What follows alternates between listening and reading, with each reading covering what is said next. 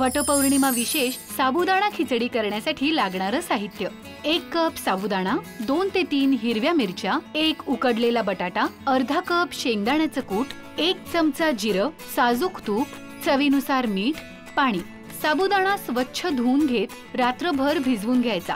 आता जिऱ्याच्या फोडणीत मिरची, उकडलेल्या बटाट्याचे काप, साबुदाणा, त्यावर भाजलेल्या शेंगदाण्याचा कूट आणि चवीप्रमाणे मीठ घालून याला छान वाफ काढायची। झाली आपली वटपौर्णिमा उपवास विशेष साबुदाण्याची खिचडी तयार। आता आपण बनवूयात साबुदाण्याची खिचडी। खिचडी बनवण्यासाठी आपण जो साबुदाणा भिजत घातला होता तुम्ही बघू शकाल छान फुलला आहे टपोरा टपोरा।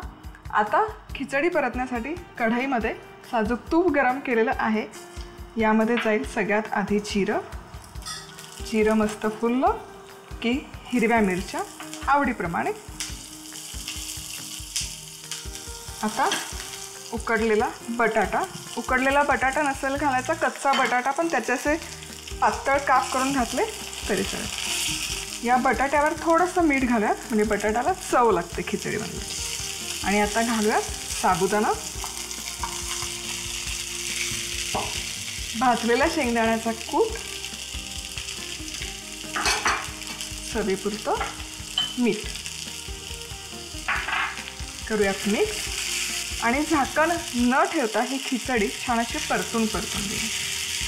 आता इथे या ठिकाणी साबुदाणा छानपैकी असा परतून घेतला की असा पांगवून घ्यायचा, स्प्रेड करायचा। शक्यतो पसरट भांडं वापरायचं साबुदाण्याची खिचडी बनवत असताना।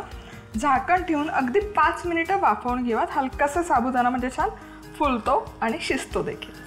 आता इथे खिचडी मस्तपैकी वाफवून घेतलेली आहे। आता खिचडी पण आपली बनवून तयार आहे।